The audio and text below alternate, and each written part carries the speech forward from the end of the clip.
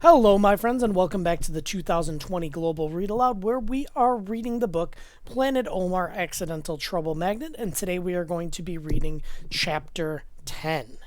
Okay, so I can't believe we're already this far in the book, but to recap a little bit of what happened in the last chapter is Omar had his new friend from school, Charlie, over at his house, and his older sister, Miriam, was playing with them as well, and Mrs. Rogers, the old lady that lives next door, said something to John, who she's talking on the phone, which I made a prediction in the last video that I think John might be her son or something, is what I'm thinking.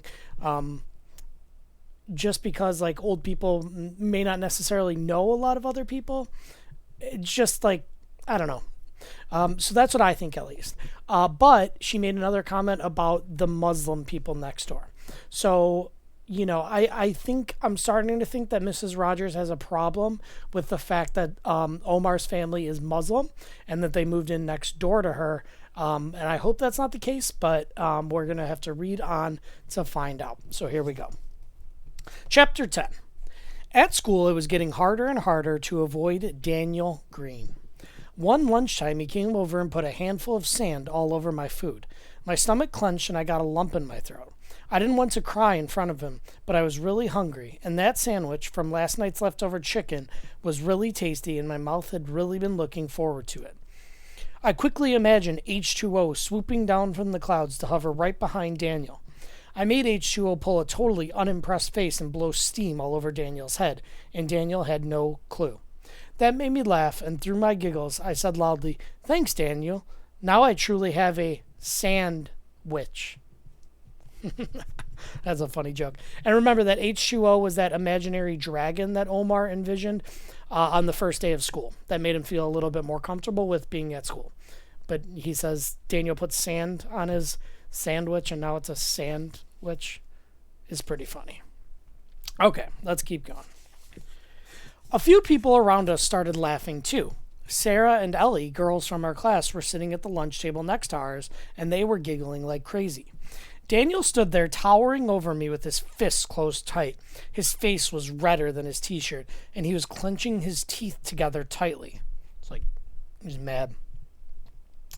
I pictured him as a Rottweiler dog baring his sharp teeth ready for a fight. So that's what Daniel looks like.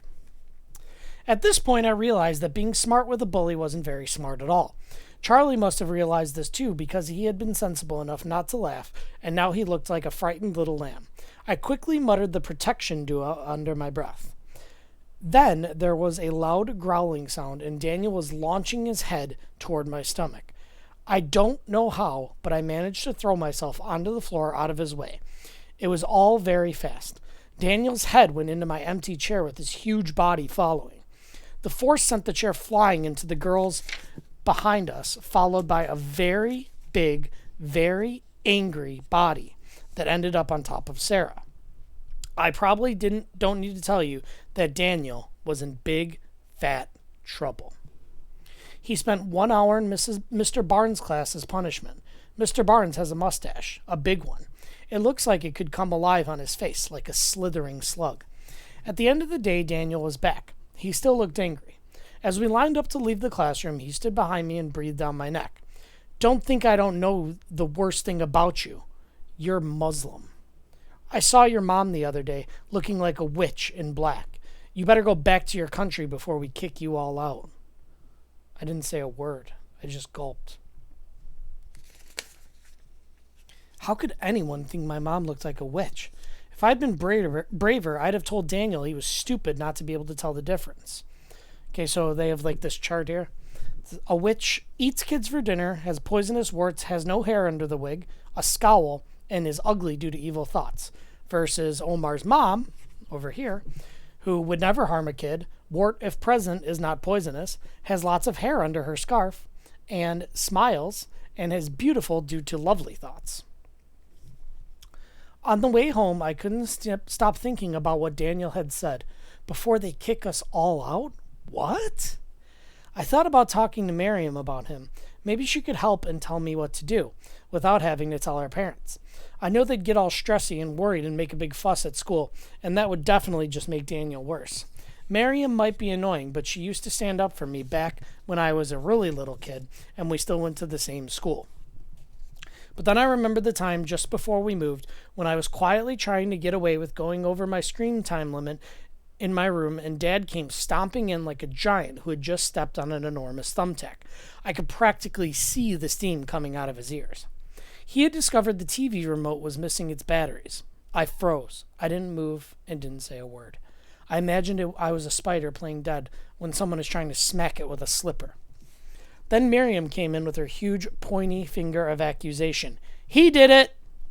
It was true. I had desperately needed them for my controller. I got into so much trouble that day. I was banned from video games for a month. Miriam is a complete snitch these days. No, I couldn't trust her. Chapter 11. Okay? So, Omar in Chapter 10 made this comment to Daniel, after Daniel put sand on his sandwich. He said, thanks. Now it's really a sandwich, right? And in turn, Daniel got really mad and he tried to throw a headbutt into Omar, but Omar moved out of the way and fell into a chair. And then Daniel ended up crashing onto another girl from their class, Sarah. So he got into big trouble for what he had done. And while he was about to get in trouble, he made this comment about people, what did he say? He said, "Don't think I don't know the worst thing about you. You're Muslim. I saw your mom the other day looking like a witch in black. You better go back to your country before we kick you all out." Okay? So, I mentioned in the introduction of this book that the author, Zainab Mian, wrote this book because she writes the Planet Omar series because she thinks that there's not enough representation of Muslims, especially in young reader literature, I guess. So books, about young Muslim kids. But the thing is, in a country like England, I think where the story takes place, because that's where the author is from, people can have thoughts that are kind of anti-Muslim, okay?